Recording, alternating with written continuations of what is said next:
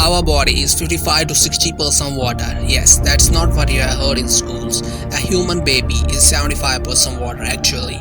Our heart and brain are 3/4 water, where our lungs are 83% water and the seemingly dry bones are 31% water.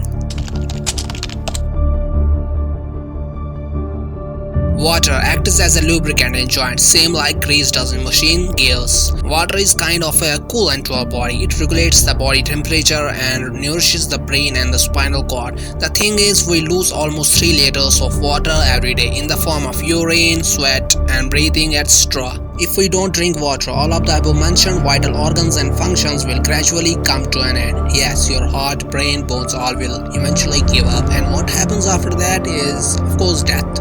That's why we look out to drink water properly.